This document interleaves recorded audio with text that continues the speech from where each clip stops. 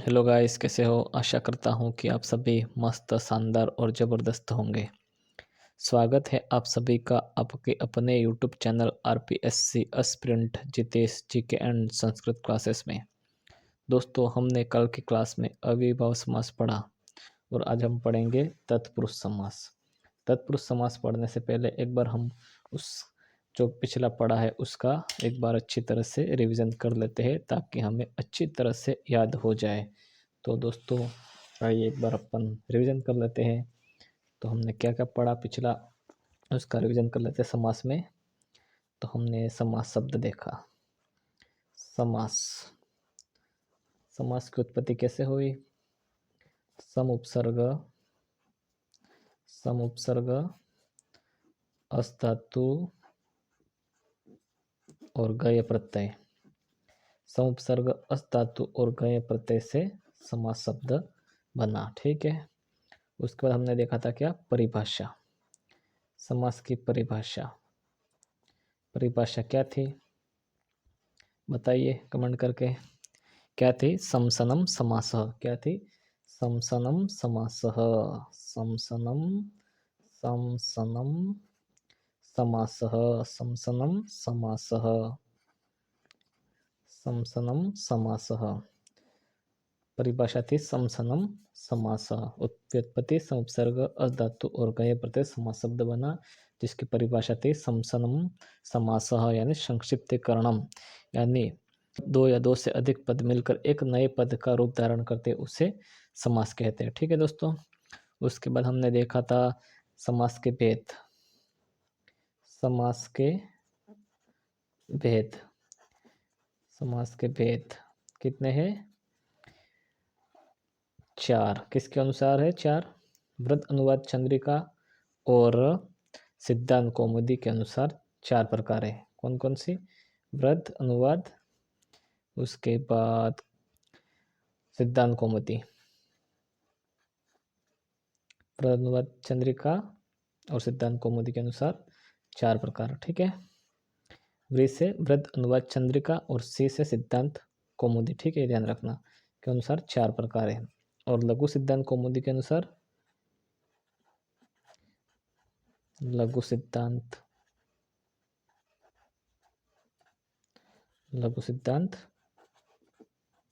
कौमुदी के अनुसार 5 भेद है। कितने हैं? 5 भेद। किसके हैं? समास के। ठीक है। कौन कौन से है? पहला है आपका अविभाव समास, दूसरा है तत्पुरुष समास, तीसरा है द्वंद्व समास, चौथा है बहुव्रीहि समास और पांचवा है केवल समास। ठीक है। तो लघु सिद्धांत कौमुदी के अनुसार 5 प्रकार और वृत्त अनुवाद चंद्रिका के अनुसार 4 प्रकार और सिद्धांत कौमुदी के अनुसार भी 4 प्रकार। परिभाषा समसनम समासः और समास की व्युत्पत्ति सम उपसर्ग अस धातु गय प्रत्यय से हुई और समास में पद प्रधान था प्रायण पूर्व पदार्थ प्रधान। कौन सा है? प्रायण पूर्व पदार्थ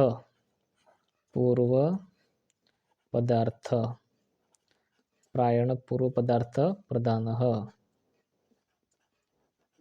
कौन सा समास है? अव्ययी भाव समास। कौन सा है? अव्ययी भाव समास। और प्रायण उत्तर पदार्थ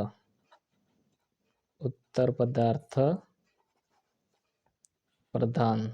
कौन सा समास है? तत्पुरुष समास। कौन सा है? तत्पुरुष समास। प्रायण अन्य पदार्थ प्रधान। अन्य पदार्थ प्रधान। कौन सा है अन्य पदार्थ प्रधान? बहुव्रीहि समास। कौन सा है? बहुव्रीहि समास। और उसके बाद कौन सा है? चौथा कौन सा है अपने पास? द्वंद्व समास। द्वंद्व समास उभय पदार्थ प्रधान द्वंद्व समास। ठीक है दोस्तों। और केवल समास विशेष संज्ञा विनिर्मुक्तम क्या है? विशेष संज्ञा विनिर्मुक्तः, विशेष संज्ञा विनिर्मुक्तः, विनिर्मुक्तः, विशेष संज्ञा विनिर्मुक्तः केवल समास।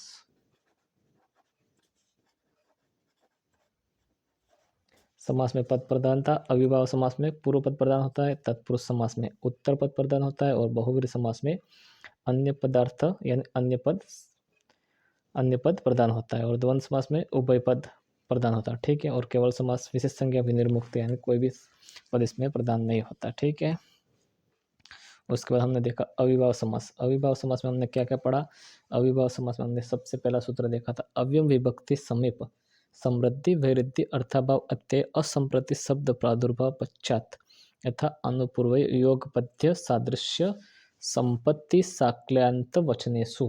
ये सूत्र क्या करता है कि ये सूत्र विभक्ति समीप समृद्धि वैरुद्धि अर्थाभाव अत्यय असंप्रति शब्द प्रादुर्भाव, उसके बाद पश्चात यथा अनुपूर्वय और योगपद सादृश्य संपत्ति साकल्य और अंत, ये 16 जो अर्थ है उन अर्थों में अविभाव समास होता है। ठीक है।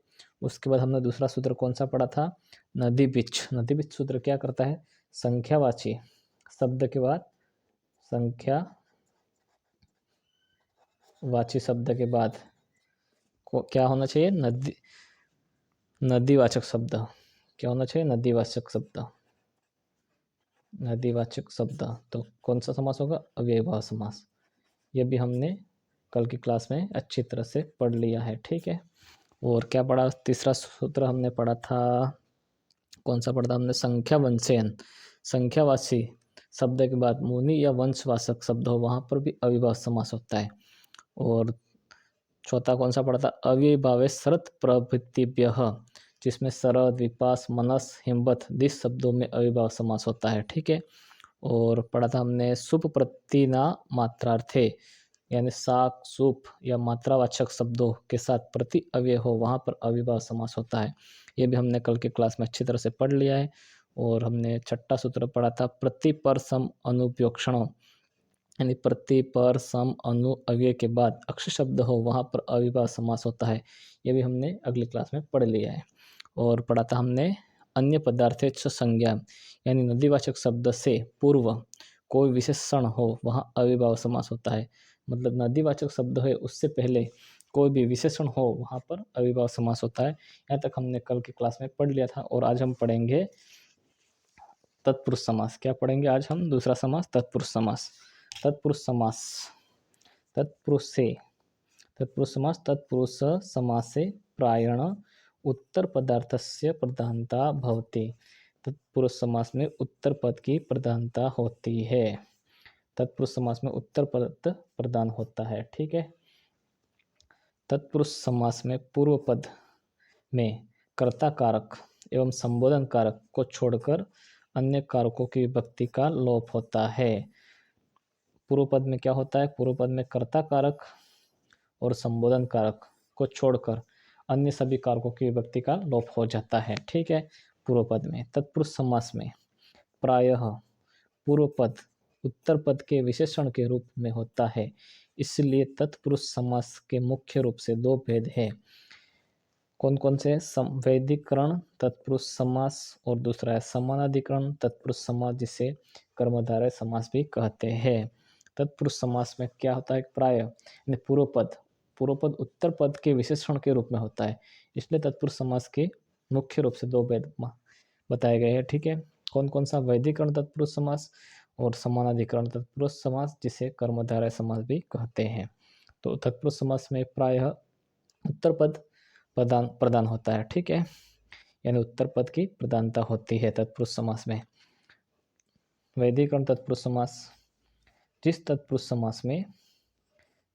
समास में समास विग्रह करते समय पूर्व एवं उत्तर पद, पूर्व यानी पहला और उत्तर पद यानी बाद वाला पद में अलग अलग विभक्ति हो उसे वैदिकरण तत्पुरुष समास कहते हैं। वैदिकरण तत्पुरुष समास किसे कहते हैं? कि जिस तत्पुरुष समास में या जिस समास में समास विग्रह जब करते हैं हम, उस समय पहले तथा बाद वाले दोनों पद में क्या होता है, अलग अलग विभक्तियां हो, वहां पर वैदिकरण तत्पुरुष समास होता है। जैसे उदाहरण है आपके सामने, तत्पुरुषः, क्या है, तत्पुरुष। तो तत्पुरुष में तस्य हो गया अलग, षष्ठी विभक्ति होगी इसमें, और पुरुष में हो गई प्रथमा प्रथमा विभक्ति एक वचन, तस्य में षष्ठी एक वचन, ठीक है। तो दोनों में अलग अलग विभक्तियां हो गई, इसलिए कौन सा समास हुआ, वैदिकरण तत्पुरुष समास, ठीक है। रहा है समानाधिकरण तत्पुरुष समास, जिसे कर्मधारय समास भी कहते हैं। जिस तत्पुरुष समास में समास विग्रह करते समय पूर्व एवं उत्तर पद दोनों पदों में समान विभक्ति हो, क्या हो, समान विभक्ति, उसे समानाधिकरण तत्पुरुष समास या कर्मधारय समास कहते हैं। समानाधिकरण तत्पुरुष समास किसे कहते हैं, जिस तत्पुरुष समास में समास विग्रह करते समय पूर्व एवं उत्तर पद में दोनों में समान विभक्ति हो, उसे समानाधिकरण तत्पुरुष समास कहते हैं। जैसे नील कमलम, नीलम और कमलम दोनों में विभक्तियां सेम है, इसमें भी द्वितीय एक वचन है और इसमें भी द्वितीय एक वचन है। तो समान विभक्ति होने के कारण कौन सा समास हुआ, कर्मधारय समास या समानाधिकरण तत्पुरुष समास, ठीक है। तत्पुरुष समास के भेद, कर्मधारय समास है और कर्मधारय का द्विगु समास है, ठीक है। कर्मधारय समास का द्विगु समास और तत्पुरुष समास का भेद कर्मधारय समास है, ठीक है। वैदिकरण तत्पुरुष समास के 6 भेद है, ठीक है। कौन कौन से, द्वितीय तत्पुरुष समास, तृतीय तत्पुरुष समास, चतुर्थी तत्पुरुष समास, पंचमी तत्पुरुष समास, षष्ठी तत्पुरुष समास और सप्तमी तत्पुरुष समास। वैदिकरण तत्पुरुष समास के कितने भेद है, 6 भेद है। कौन कौन से है, द्वितीय तत्पुरुष समास, तृतीय तत्पुरुष समास, चतुर्थ तत्पुरुष समास, पंचमी तत्पुरुष समास, षष्ठी तत्पुरुष समास और सप्तमी तत्पुरुष समास। वैदिकरण तत्पुरुष समास किसे कहते हैं, जिस तत्पुरुष समास में समास विग्रह करते समय पूर्व और उत्तर पद में अलग अलग विभक्तियां लगाई जाती है, उससे वैदिकरण तत्पुरुष समास कहते हैं। और समानाधिकरण तत्पुरुष समास किसे कहते हैं, जिस तत्पुरुष समास में समास विग्रह करते समय पूर्व एवं उत्तर पद दोनों में अलग समान विभक्तियां हो, उससे समानाधिकरण तत्पुरुष समास कहते हैं। तत्पुरुष समास का भेद कर्मधारय समास है और कर्मधारय समास का भेद द्विगु समास है, ठीक है दोस्तों। अगर ठीक है दोस्तों, क्लास कैसी लगी, अगर अच्छी लगी हो तो लाइक शेयर कमेंट, और चैनल पर नए हो तो चैनल को सब्सक्राइब करके घंटे को दबाएं, ताकि आपको सबसे पहले हमारे क्लास की अपडेट मिले। और अंत तक वीडियो देखने के लिए आप सभी का बहुत बहुत धन्यवाद। मिलते हैं अगले क्लास में, तब तक के लिए बाय।